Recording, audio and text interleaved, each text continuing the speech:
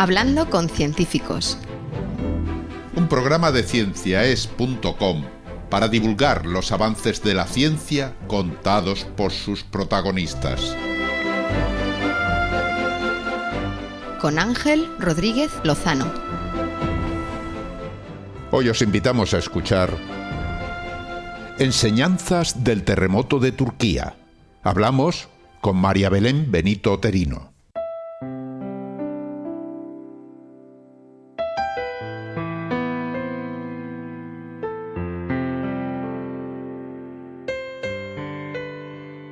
El 6 de febrero de este 2023, poco después de las 4 de la madrugada, un fuerte terremoto de magnitud 7,8 azotó Turquía y el norte de Siria. El sismo principal tuvo su epicentro a una profundidad de 24 kilómetros y durante las horas siguientes un conjunto de réplicas castigó la zona, una de las cuales, de magnitud 6,7, se produjo tan solo 11 minutos después del terremoto principal. 9 horas más tarde, un nuevo temblor de magnitud 7,5 conmovió la zona, derribando muchas de las edificaciones que habían quedado dañadas por el primer sismo. La devastación fue enorme y el número de víctimas mortales se acerca a los 50.000, según las últimas estimaciones. Un acontecimiento tan dramático revela con toda su crudeza lo frágiles que somos ante ciertos fenómenos naturales. Unos fenómenos que no podemos evitar, aunque, como hoy nos cuenta nuestra invitada en Hablando con Científicos, la investigadora Belén Benito, catedrática de la Universidad Politécnica de Madrid, proporciona unas dolorosas enseñanzas que nos invitan a reflexionar. Belén Benito habló con nosotros recientemente del proyecto Cook-Apan, un proyecto que estudia la estructura y evolución de la litosfera en América Central y sus implicaciones en el cálculo de la amenaza y riesgo sísmico. Y hoy se ha ofrecido a comentar los detalles del reciente terremoto de Turquía y sobre todo las enseñanzas que podemos extraer de la catástrofe.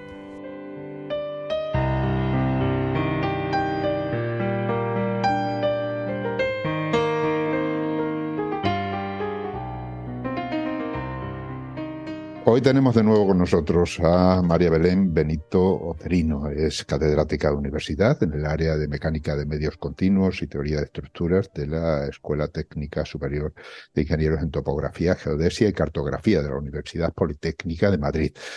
Belén, muchísimas gracias por estar aquí de nuevo en Hablando con Científicos. Un saludo y gracias a vosotros. Hoy estamos mediatizados por la actualidad. El terremoto de Turquía yo creo que nos ha sacudido a todos de alguna manera. Para empezar, creo que es interesante que comentes cómo se mide la intensidad de un terremoto, porque se utilizan varias escalas y no acabamos de comprender muy bien cómo es esa medida. Bueno, primero aclarar que no ha sido un único terremoto con su serie de réplicas. Han sido dos sismos principales, cada uno con su serie de réplicas. Parece que el primero disparó luego al segundo. Luego puedo contar un poco cómo se produce esto que llamamos triggering o efecto de disparo, ¿no? Pero respondiendo directamente a tu pregunta, bueno, el parámetro, digamos, objetivo que mide el tamaño del terremoto es la magnitud. La magnitud se mide a partir de la amplitud de las ondas en el sismograma. Es un parámetro instrumental, ¿de acuerdo? Entonces, el primer terremoto ahora de esta serie ha sido de magnitud 7,8 y 9 horas más tarde se produjo otro de magnitud 7,5. Son ya grandes terremotos. Quiere decir que se ha relajado mucha energía en el momento de la ruptura en el foco. La primera escala de magnitud fue propuesta por Richter. Por eso se habla siempre de magnitud en la escala Richter, aunque actualmente no es la escala que usamos. La escala Richter se definió para terremotos de California en 1935. Hoy día usamos otras escalas, pero parece que el término de Richter se ha quedado asociado al concepto de magnitud. Y sin embargo hay otro parámetro que mide también el tamaño, que se propuso antes de que existieran registros instrumentales, que es la intensidad. La intensidad se mide a partir de los daños en las estructuras, en el terreno y bueno, y en general en todo el área que puede ser afectada. La intensidad la primera escala la propuso Mercalli. Y luego, igual que ocurre con la magnitud, ha habido otras escalas. Por ejemplo, en España la intensidad ahora se mide en la escala que se llama macrosísmica europea, EMS 98. Entonces, la intensidad es, como digo, un parámetro que se determina a partir del daño causado y la escala suele tener 12 grados. La que empleamos actualmente en España suele tener 12 grados. Entonces, claro, hay que diferenciar. No es lo mismo hablar de 7,8 si es magnitud o si fuera intensidad. Para empezar, la intensidad solamente define grados enteros. No tendría sentido hablar de 7,8 en intensidad. ¿De acuerdo? Entonces, bueno, son dos parámetros diferentes. Bueno, pues la magnitud ya, como digo, pues básicamente se mide a partir de las ondas en el sismograma, requiere registros instrumentales. O sea que la magnitud sería la misma en todos sitios, ¿no? O sea, un terremoto de magnitud X ocurra aquí, ocurra en el fondo del mar, ocurra donde sea, es siempre magnitud 7, o sea, lo que mide son las ondas, mientras que cuando hablamos de una escala como la de Mercalli, que dices que tiene en cuenta los daños, ya esa cambia dependiendo de dónde ocurra. Bueno, no exactamente. Ciertamente la magnitud es un parámetro que lo que nos informa es de la energía que se ha liberado en el foco. Y si tenemos una magnitud 7, es que se ha liberado esa energía, puede ser el terremoto en el océano o el terremoto en una zona muy poblada. Efectivamente, la cantidad de energía está reflejada por un número que está asociado a la magnitud y eso es independiente de dónde ocurra el terremoto, efectivamente. Claro. La intensidad realmente se propone combinando el grado de daño en distintas tipologías constructivas, es decir, se tiene en cuenta el tipo de la vulnerabilidad de la estructura. No es lo mismo que sea muy dañada una estructura de hormigón armado con un cierto nivel de diseño o que tenga el mismo grado de daño una estructura mucho más vulnerable, ¿no? O sea, quiero decir que se trata de objetivizar en la medida de lo posible y tener en cuenta claramente el grado de daño dependiendo de las tipologías estructurales. Pero claro, evidentemente el mismo terremoto en una zona como muy vulnerable como la que ha ocurrido ahora, pues va a causar un daño mucho mayor que en Japón, por ejemplo, o en una zona con mucha menos vulnerabilidad. Claro, porque la pregunta sería, ¿cuán fuerte, o sea, cómo es de fuerte un terremoto de magnitud 7,8, ¿no? Como es el de este caso? Bueno, ya un magnitud 7,8 empezamos a considerarlo dentro de lo que llamamos megaterremotos, ¿no? De magnitud 7,5, 8 superiores, ya son terremotos que liberan una gran cantidad de energía y que generan ondas que recorren todo el planeta. O sea, aquí en España se ha registrado estos terremotos de Turquía, por ejemplo, ¿no? Son terremotos ya muy grandes, pero la asociación con los daños no es muy fácil de hacer, porque entre otras cosas el daño no depende solamente de la magnitud del evento, depende de la profundidad del foco. Cuanto más superficial sea, más daño va a causar y depende de si el epicentro está cerca de núcleos de población y depende de la vulnerabilidad. Entonces, un terremoto de magnitud 7,8 que sea bastante superficial, como ha sido como han sido estos dos terremotos de Turquía, y que encima el epicentro esté en zonas pobladas y además sean muy vulnerables las edificaciones, pues claro, causa un daño de destrucción muy grande. El mismo evento, como ya he dicho, en Japón o en un sitio con un nivel de diseño muy conservador, como puede ser Chile, pues hubiera causado muchísimo menos daño. Bueno, pues vamos a ir al lugar, porque Turquía concretamente es un lugar donde se suceden los terremotos. O sea, ha habido a lo largo de la historia muchos y incluso tú lo acabas de decir, ¿no? En este caso ha habido 2 terremotos fuertes porque ¿qué diferencia un terremoto de la réplica, por ejemplo? Porque hay muchas veces que no queda claro esa diferencia. Pues mira, el terremoto se produce porque en una zona frágil de la corteza, en una falla geológica, se están acumulando fuerzas paulatinamente y se está deformando esa zona, pero con una deformación previa a la ruptura, una deformación plástica, hasta que se supera el límite de resistencia al material y ¡zas! Se produce el terremoto. Se libera toda esa energía acumulada y se produce el terremoto principal.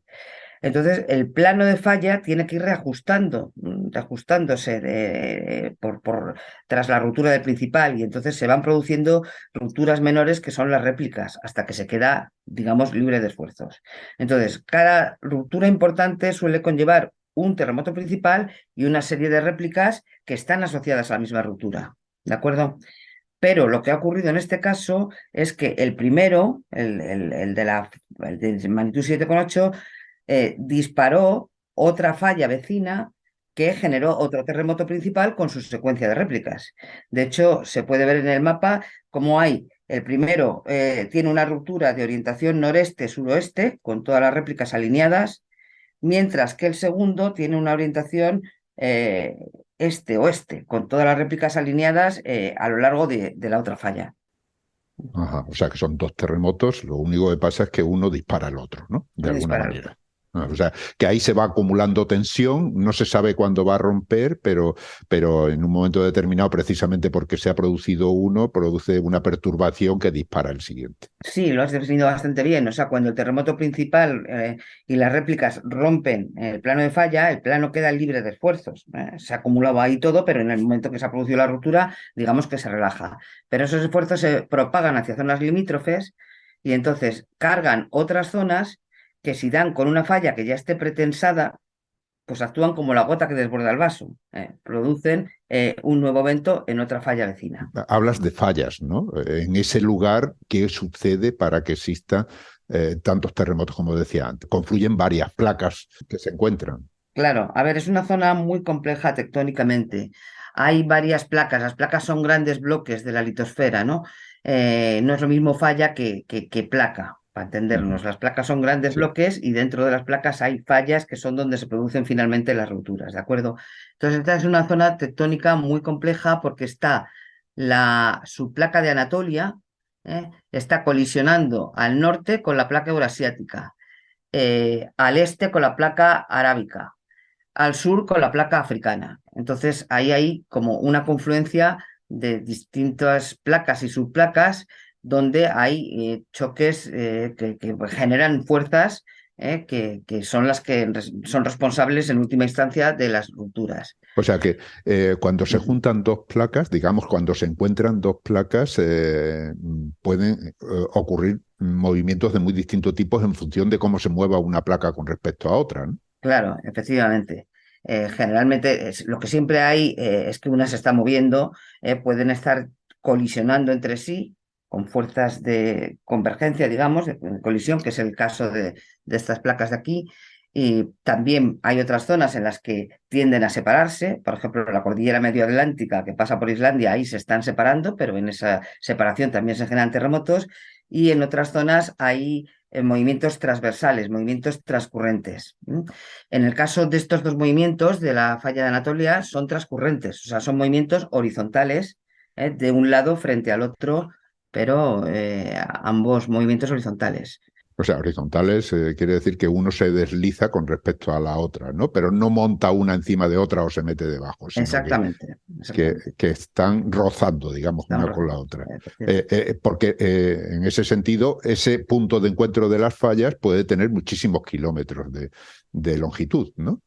Bueno, pues mira, la falla, sí, claro, pero luego la ruptura tiene, lo que es ya la ruptura de la falla se produce en un plano que tiene una longitud y una anchura. El terremoto de magnitud 7,8 ha roto 240 kilómetros de largo por 20 kilómetros de ancho. O sea, imaginaros lo que es. 240 kilómetros de largo por 20 de ancho. Eso, o sea, eso es lo que se ha desplazado de golpe, digamos, una placa con respecto a la otra. Bueno, no, Falla. es la falla que ha roto, no es que la falla se vaya moviendo todo eso, es que la falla tenía esas dimensiones.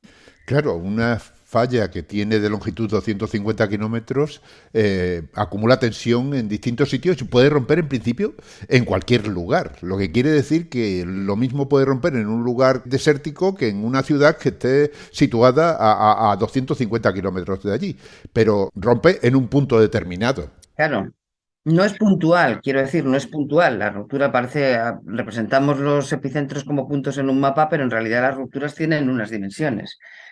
Entonces, todas las poblaciones que están sobre el plano de falla se ven afectadas. ¿Y por qué ha sido tan letal este terremoto en concreto? Porque cuando hablábamos de magnitud se ha hablado mucho de que si en Japón hay terremotos de mayor magnitud y sin embargo no producen tanto daño, o en Chile, sin embargo aquí se produce mucho daño. ¿Qué hace que este terremoto sea tan grave? O estos terremotos, porque hablamos de dos. Es la confluencia de factores que, por una parte, el foco ha sido bastante superficial. Si el foco hubiera sido más profundo, se hubiera atenuado la energía de las ondas, ¿no? La profundidad es una distancia en vertical. Entonces, cuanto más superficial sea, más daño causa con la misma magnitud. Pero lo determinante ha sido la vulnerabilidad, o sea, la altísima vulnerabilidad de las edificaciones que hay en la zona. Se ha visto que han colapsado cantidad de edificios y, bueno, pues que no tenían prácticamente un buen nivel de diseño sismo resistente. En esto insistimos mucho. La mejor medida preventiva para evitar los daños es el diseño sismo resistente, que las edificaciones estén diseñadas para resistir los máximos movimientos esperados en su tiempo de vida útil. Y aquí lo que se ha visto hay cantidad de fotos y de vídeos y demás, es que las estructuras no han resistido. Han colapsado muchísimas, entonces esa ha sido fundamentalmente la causa de que haya sido tan desastroso. Nosotros solemos decir que el terremoto es un fenómeno natural, pero el desastre no es natural. El desastre se puede evitar, pero claro, hay que tener un buen nivel de diseño antisísmico como principal medida preventiva. Ujú. Y además es una zona que a lo largo del tiempo ha tenido terremotos recurrentes, ¿no? Y además algunos de muy alta intensidad como este. Y sin embargo, parece ser que la lección no se ha aprendido muy bien. Bueno, claro, la falla de Anatolia ha roto durante el siglo XX en distintos tramos de este a oeste. Generalmente ha seguido una secuencia de rupturas de este a oeste. La última ruptura fuerte causó el terremoto de Izmit de 1999 en el extremo más hacia el este. Y ahora, de hecho, está cargada también la zona de Estambul. Bajo el mar del Mármara se esperaba realmente, o sea, había una cierta previsión de que el siguiente terremoto se produjera en esa zona, ¿no? En la zona de Estambul. Sin embargo, ha ocurrido en esta otra parte. Bueno, pues efectivamente, el tema es que pues parece que tenemos una memoria corta y se olvida rápidamente. En Turquía, después del terremoto de Izmit de 1999, se actualizó una normativa y existe una normativa sismo resistente. El tema es que a veces no se cumple o a veces las edificaciones han sido construidas previas a la normativa. En este caso, por lo visto, también creo que había habido un indulto de edificaciones que estaban sin la normativa, que de alguna forma, no sabemos por qué, pues se mantuvieron. Y bueno, pues este ha sido realmente la causa de la tragedia. Estamos hablando de una desgracia enorme, ¿no? Porque la verdad es que el número de muertos y de afectados es tremendo. Al final es sufrimiento de las personas lo que estamos viendo, pero esto nos debe dar lecciones de las que debemos aprender, ¿no? Nosotros vivimos en una zona que quizás no es tan problemática, hablando de encuentro de fallas, pero que también tiene sus problemas. Si nosotros nos trasladamos a España, ¿cómo podríamos definir la situación aquí en comparación con lo que ocurre allí? Bueno, a ver, nosotros estamos en una zona, obviamente no tiene esta complejidad tectónica ni tiene una sismicidad tan elevada, pero sí tenemos un riesgo sísmico apreciable. Estamos en una zona en la que está chocando la placa euroasiática con la placa africana. Es una zona de colisión de dos placas y hay sismicidad, sobre todo en el sur de España. También tenemos otro foco en Cataluña, Pirineos y otro en Galicia y, por supuesto, en el norte de África. Quiero decir que en España, en promedio, desde el siglo XIII aproximadamente, que tenemos conocimiento de terremotos, bueno, el primer terremoto en nuestro catálogo es de 1048, pero bueno, ya a partir del siglo XIII empezamos a tener más constancia, sobre todo de los más reportes de los grandes terremotos, ¿no? Bueno, pues hemos tenido uno o dos terremotos destructores por siglo. Terremotos por ejemplo, en el siglo XIX, pues hubo uno en 1829 que fue en Torrevieja, que causó más de 300 muertos, y hubo otro en 1884 en Arenas del Rey que causó más de 1000 muertos. Ese es el conocido terremoto como terremoto de Andalucía. ¿Qué ocurre? Que en el siglo XX no ha habido ninguno destructor ni de alguna forma se ha perdido la conciencia del riesgo. En el siglo XXI hemos tenido el Orca, que fue un terremoto más bien moderado tirando a pequeño, pero que por una confluencia de factores causó también mucho daño, como sabemos, y causó 9 muertos. Pero en el sur de España y seguramente en Cataluña y Pirineos podríamos esperar un terremoto de magnitud de 6,5 a 7, yo diría que en cualquier momento. Y si este terremoto tuviera el epicentro cerca de un núcleo de población, pues podría ser bastante letal. Entonces, sí tenemos un riesgo apreciable y deberíamos tomar pues también las medidas oportunas. La principal medida, como digo, es tener un buen código sísmico. Nuestro código sísmico ahora mismo está obsoleto, el que está vigente en la actualidad es del año 2002, la norma NCS 2002. Se está revisando, pero por dificultades o problemas administrativos no se ha llegado todavía a implementar una nueva norma. Entonces, esa es la primera medida a tomar. Otra medida importante es diseñar planes de emergencia a una escala municipal. La Directriz Básica de Protección Civil obliga a que todos los municipios de Andalucía, gran parte de la Comunidad Valenciana, de Murcia y también de Cataluña, de Navarra, en fin, hay varias comunidades que tienen municipios obligados a hacer su plan de emergencias, pero de momento se han hecho muy pocos. Entonces yo diría que habría que actuar sobre todo en las dos direcciones, asegurar un buen código acorde al estado actual del arte, al conocimiento que se tiene y asegurar también la preparación por medio de planes de emergencia. Has mencionado que podría ocurrir un terremoto de magnitud 6,5 a 7. ¿Eso lo habéis podido detectar de alguna manera midiendo la tensión en algunas fallas o algo parecido? ¿O es que simplemente por una cuestión de que se repiten uno o dos cada siglo esperáis que la secuencia continúe? Bueno, claro, evidentemente donde ha temblado temblará, es un principio que nosotros decimos, ¿no?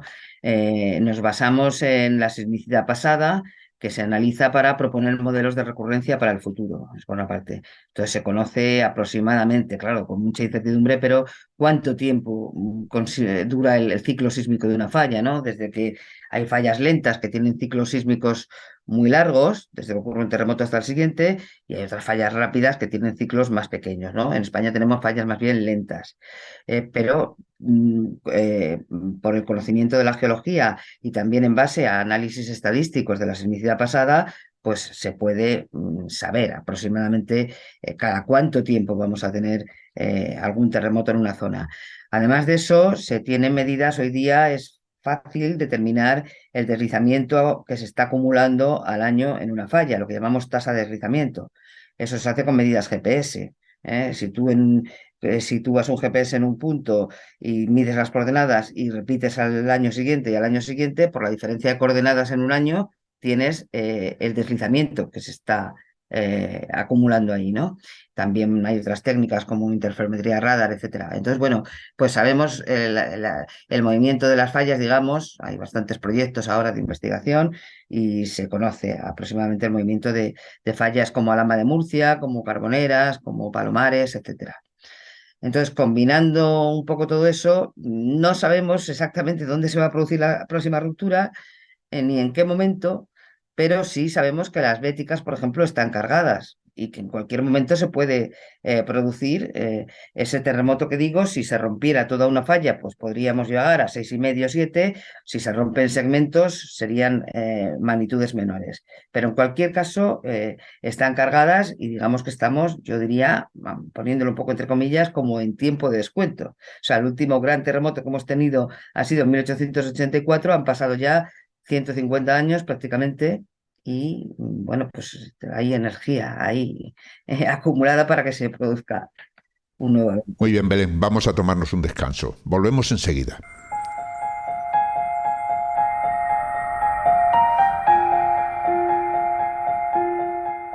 Estáis escuchando Hablando con Científicos, un podcast de cienciaes.com para divulgar la ciencia de la mano de sus protagonistas. En nuestra página web podéis encontrar más de 400 entrevistas con científicos de todas las disciplinas. Os invitamos a escucharlas y compartirlas en redes sociales con vuestros amigos y conocidos. Cienciaes.com ofrece un conjunto de podcasts de acceso libre y gratuito a través de iTunes, Spotify, Google Podcasts, iVoox, TuneIn y muchas más plataformas. Y Radio Ciencia Es. Todo en cienciaes.com.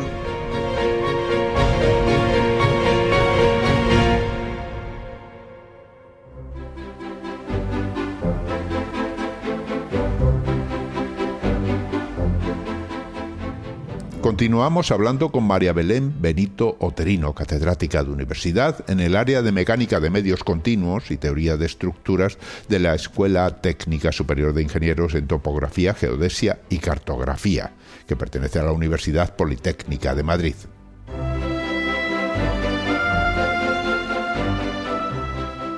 Belén, has comentado, antes de esta pequeña interrupción, que las béticas están cargadas. Cuando hablas de cordilleras béticas hablamos de una región que está situada en el sur y sureste de España, que es una región que tiene bastantes fallas y de hecho se producen habitualmente movimientos sísmicos, aunque normalmente son de pequeña magnitud. ¿Qué es lo que os indica a vosotros que una falla está cargada? Bueno, el tiempo que ha ocurrido desde el evento anterior. ¿Solo el tiempo o porque se hacen medidas en el lugar? Y también las medidas de deslizamiento que se tienen, como digo, por INSAR o por GPS. Ajá. O sea que si estáis detectando que se están moviendo, en ese movimiento que no se detecta, no lo detectaría, digamos, una persona normal, porque son muy pequeños, pero vais determinando que a medida que se mueve se carga. Claro, a ver, los movimientos que tenemos en nuestras fallas son de pocos milímetros al año, como mucho 1 o 2, pero uno sabe, por el desplazamiento, induce la fuerza, ¿no?, que está ahí generando. Entonces, si conocemos cuándo ha sido el último evento, sabemos qué tiempo ha transcurrido desde el anterior y podemos calcular cuánto se está acumulando. O sea que hay una magnitud que es la que nosotros usamos, que es el momento sísmico escalar, que nos da la medida de esa energía que hay ya acumulada, pues como digo, combinando el movimiento que estamos observando con el tiempo desde el último evento. Entonces sí podemos saber cuánta energía, qué momento está acumulado y, bueno, pues saber en qué, pues si estamos ya cerca del límite o no. Lo que pasa es que hay una imprecisión muy grande. Entonces, cuando hablo de carga, hablamos de cientos de años. Entonces, claro, no, en un tiempo de cientos de años no puedes decir si el siguiente terremoto se va a producir mañana o dentro de 2, 3 años.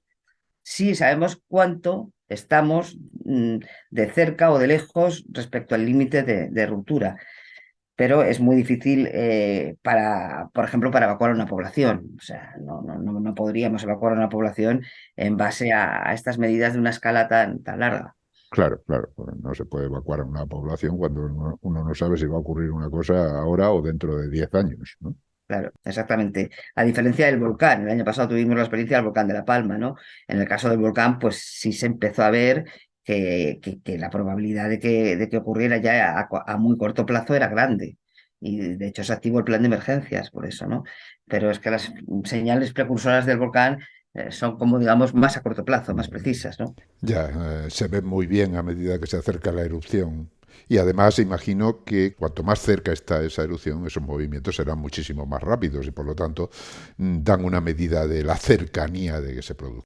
El volcán, por ejemplo, tiene una señal precursora, tiene varias, ¿no? Pero el control de la microsismicidad, cuando se empieza a activar la etapa preeruptiva, empieza a haber muchos pequeños terremotos que se van localizando y se van viendo que los focos van migrando a la superficie.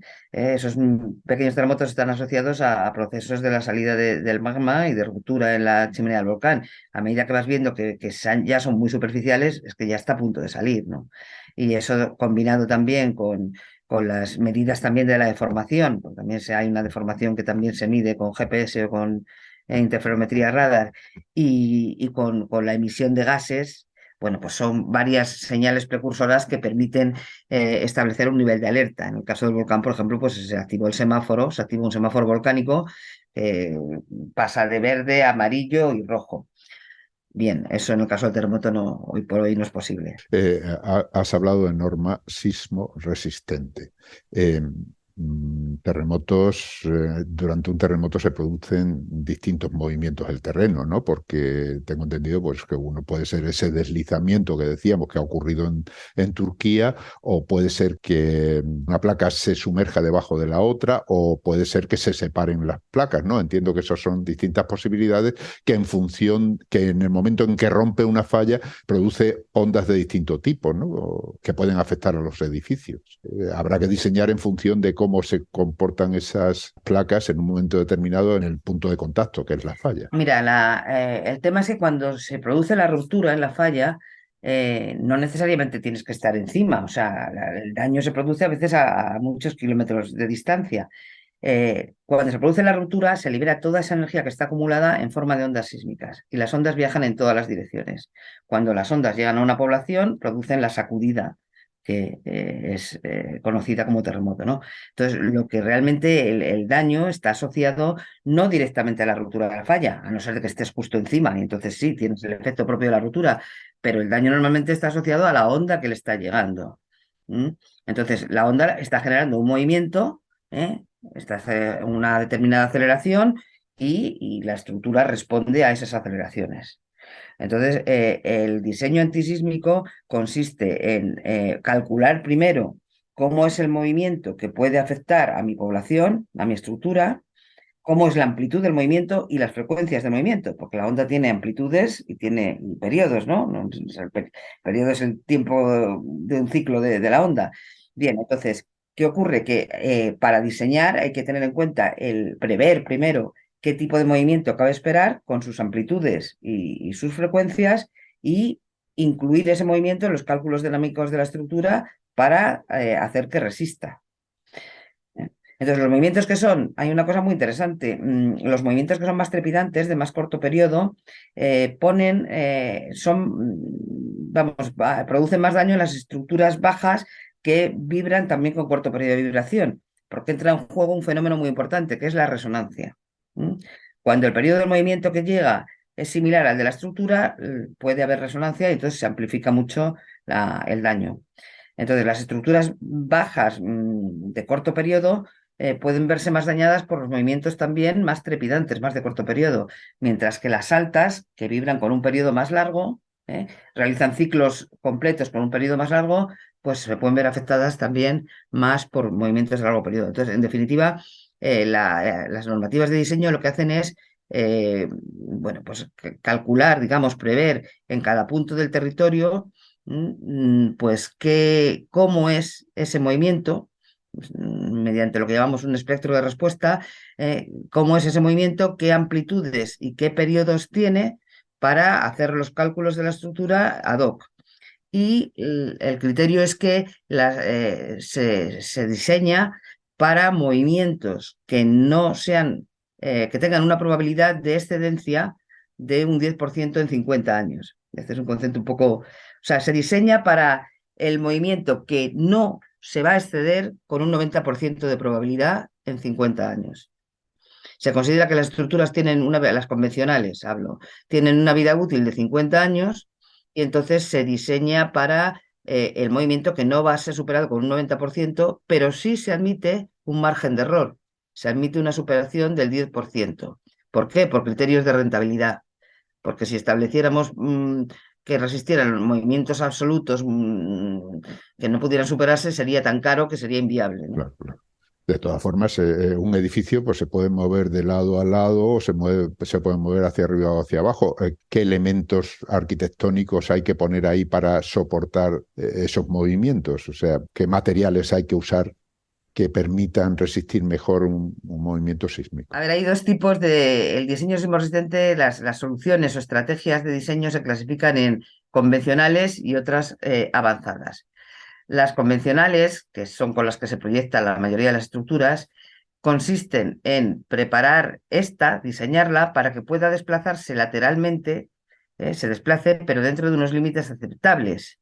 Es decir, provocando deformaciones plásticas en zonas concretas, pero manteniendo la capacidad para soportar las cargas verticales gravitatorias sin colapsar.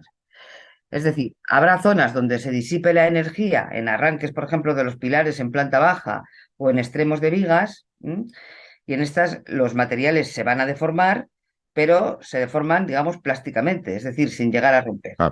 Que vuelven luego a su posición, Claro, sin sí, llegar a exacto. partirse, ¿no? Porque es que yo, claro, lo que he oído ahí respecto al terremoto de Turquía es que se ha utilizado hormigón en las construcciones y que el hormigón parte, ¿no? Se parte cuando vienen esos Bueno, vientos. el hormigón se utiliza en las construcciones, no es que no se utilice, pero es que hay que diseñarlas de forma que las vigas, las rótulas, etcétera, pues lo que digo, se deformen plásticamente, pero que no se produzca, lo que hay que evitar es el colapso. Entonces, después de un terremoto fuerte como el de Turquía, si se han producido esas deformaciones plásticas en determinados elementos, extremos de vigas, como digo, en arranques de pilares, en planta baja, pues realmente hay un daño severo y la estructura hay que demolerla, pero no ha colapsado en el momento del terremoto. Y con eso se evita la pérdida de vidas humanas, Claro, ¿no? claro, claro, claro. O sea que la cuestión es que intentar que el edificio oscile, obviamente va a oscilar, pero oscile como un todo, se deforme en determinadas zonas, pero que no colapse. Esa es la estrategia. Vale, que aguante sin colapsar, Aguante sin colapsar. aunque luego haya que demolerlo porque quede inservible, ¿no?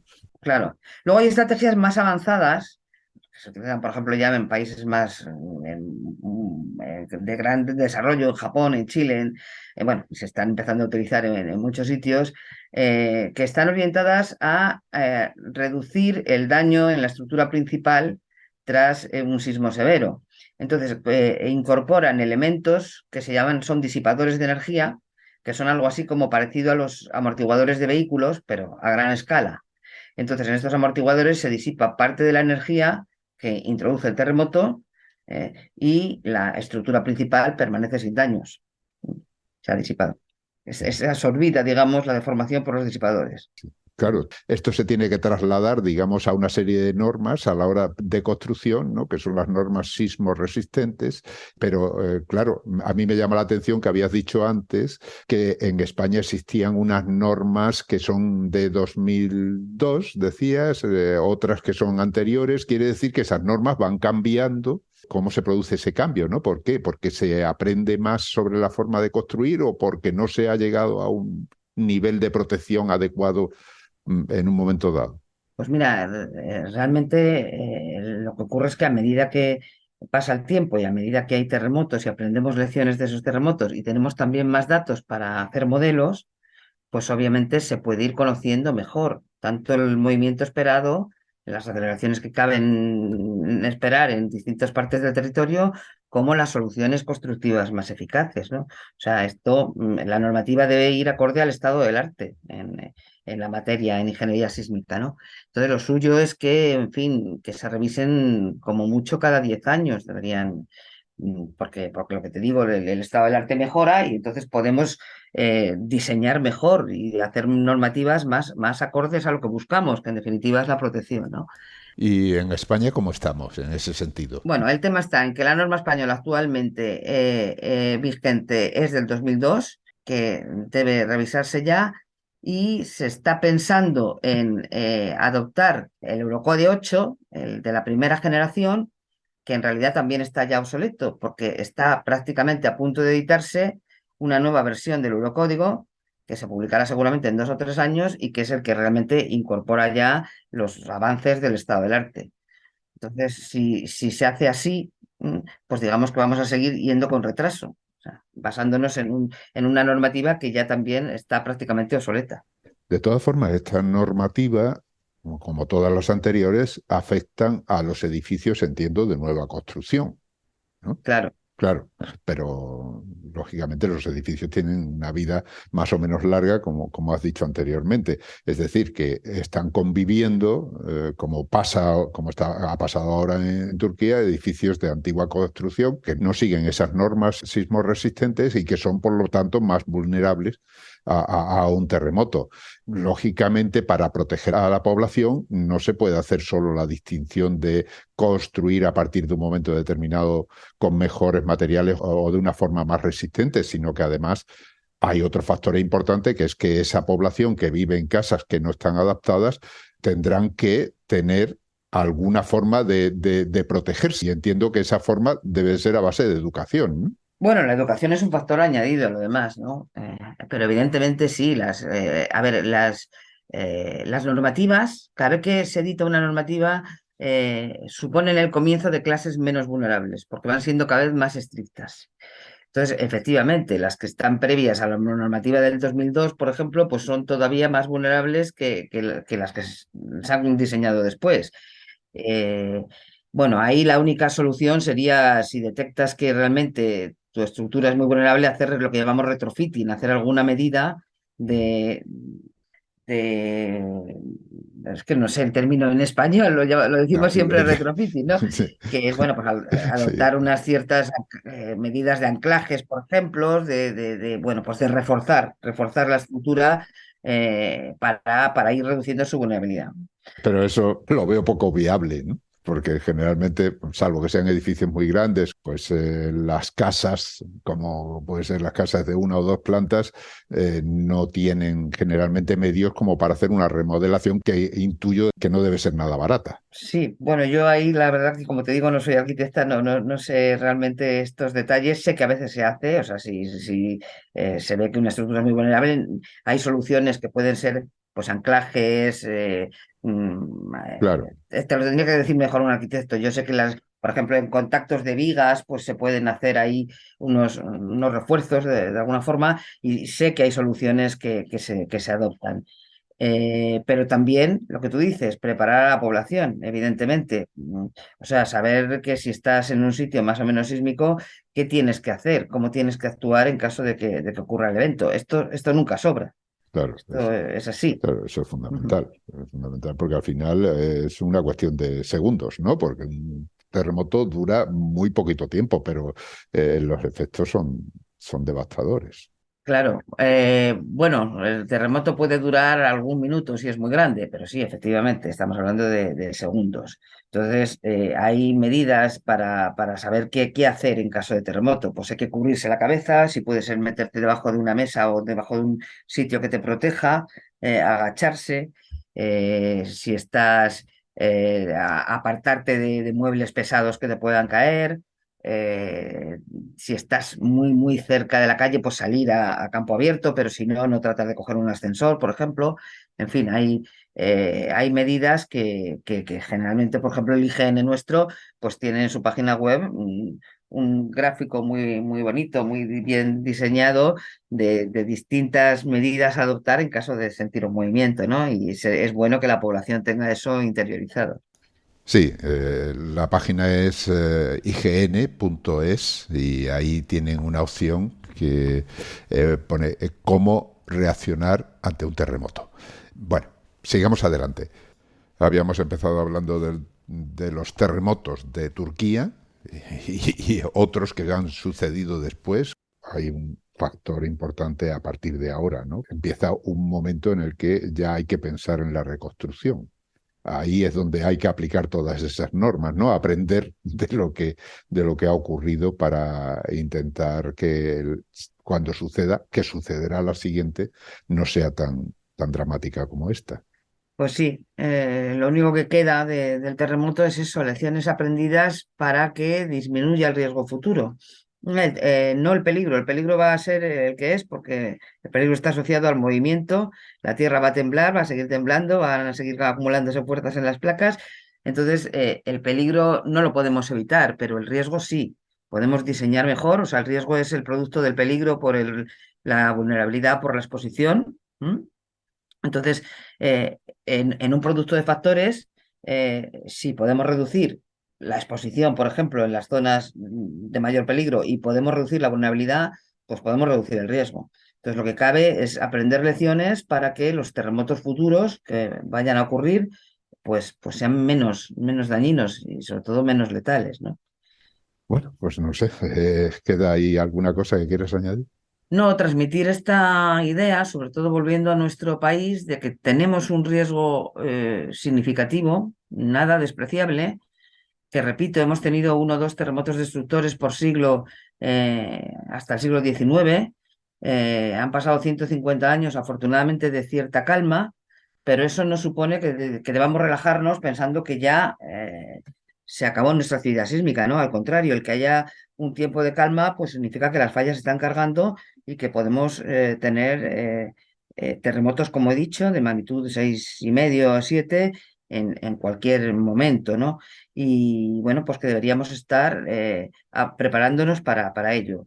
Las dos niveles fundamentales de preparación o las dos medidas más eficaces, como ya he dicho, un buen diseño sismo resistente, que podamos sacar una nueva normativa acorde al estado actual del arte y que importe todas las lecciones aprendidas para protegernos en ese aspecto. Y el segundo, que estemos preparados con planes de emergencia que deberían estar haciéndose en todos los municipios, como ya he dicho antes, del sur, de la Comunidad Valenciana, de Murcia y de otras regiones, porque la salvaguarda de vidas humanas depende de la rapidez de la actuación. Y para eso hay que estar preparados con planes de emergencia. Entonces, que seamos conscientes de que, bueno, pues el fenómeno sísmico también nos afecta y, bueno, y que estemos bien preparados. Nada más. Que más vale prevenir que curar. Hay una cuestión que se me estaba ocurriendo ahora cuando estabas hablando, ¿no? Yo estoy en Madrid, es decir, una zona relativamente alejada de esas dos zonas que has mencionado que están más en riesgo, pero eso no quiere decir que no pueda ocurrir alguna ruptura de alguna imprevista de alguna falla en otro lugar, ¿no? O sea, no estamos libres por el hecho de estar lejos. Hombre, nos puede afectar terremotos a cierta distancia. Por ejemplo, los terremotos que hay en el Banco de Gorringe, al sureste de Cabo San Vicente, que ahí se puede esperar hasta un magnitud 8,5, es donde fue el epicentro del sismo de Lisboa de 1755, pues hubo otro terremoto el 28 de febrero del 69 que se sintió en Madrid con mucha fuerza, fue por la noche. Y como anécdota, estaban rodando una película en la Torre de Valencia y salieron todos por allí a la calle en medio de, bueno, que se notó con mucha fuerza, ¿no? No es muy probable que tengamos daños en Madrid, pero nada es completamente improbable, por así decirlo. No podemos hablar de 100% de probabilidad de nada, porque de hecho creemos que terremotos de magnitud 5 se pueden producir en cualquier punto. O sea, puede haber fallas ocultas, fallas ciegas y un magnitud 5 muchas veces nos sorprende, pero se podría producir en cualquier punto. Entonces, bueno, digamos que la zona de la meseta es la zona más estable de la península ibérica, pero en cualquier caso, pues hay que estar preparados, claro que sí. Pero, o sea, que quiero decir que la norma sismo resistente hay que extenderla a todo el país, aunque en algunos sitios se añadan elementos más protectores que en otros. Bueno, la norma se basa en un mapa de las aceleraciones esperadas y en las zonas donde la aceleración es menor que 0,04 Gs no se prescribe la obligatoriedad del diseño antisísmico. Y en el centro, en lo que es Castilla, sobre todo en Castilla-La Mancha, Albacete sí, tiene que tener un cierto nivel de diseño, pero vamos, el centro, Castilla, Madrid, la Comunidad de Madrid y los alrededores, realmente estamos por debajo de ese nivel de aceleración y es de las pocas zonas donde no es obligatorio un diseño antisísmico. Bien, yo me estabas hablando y me acuerdo de ese movimiento de 1969. Estaba yo en el colegio entonces. Sí, sí, sí. Se sintió mucho, con mucha fuerza y todo el mundo, mucha gente te habla de, sí, hubo un terremoto en Madrid. Bueno, pues ese terremoto fue al suroeste del Cabo de San Vicente, pero prueba que cuando las ondas viajan largas distancias, pues se puede sentir, ese terremoto se sintió de hecho en toda la península. Muy bien, pues aquí nos tenemos que despedir, sin antes agradecerte que estés aquí de nuevo con nosotros aclarándonos estas cosas que además nos afectan a todos y que en un momento determinado pueden ayudarnos a superar una situación difícil. Esperemos que no lleguen nunca a ese nivel, ¿no?, que ahora están sufriendo en Turquía, pero que nadie está libre de que la tierra tiemble bajo sus pies, ¿no? Me gustaría, si me permites, despedirme con una reflexión, es que no esperemos a adoptar medidas preventivas el día después de la catástrofe. Ese día ya no es para medidas preventivas, ya es para la reconstrucción.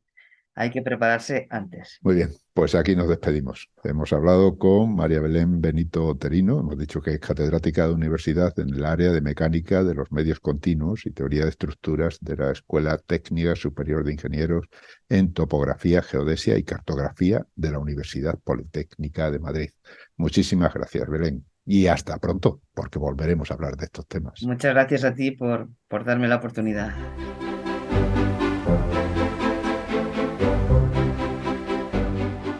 Y como siempre, antes de despedirnos, tengo que recordaros que Hablando con Científicos y el resto de los podcasts de cienciaes.com son posibles gracias a vuestras donaciones. Es nuestra única fuente de ingresos. Así que, si escuchas nuestros programas, si te gustan y todavía no te has unido al grupo de mecenas, ánimo, únete. Visita cienciaes.com, pulsa el botón de donar y elige cualquiera de las opciones que ahí se ofrecen, ya sea a través de patreon.com/cienciaes, a través de PayPal, por transferencia o haciéndote fan a través de iVoox. Gracias por escucharnos y por compartir con nosotros la ilusión por la ciencia.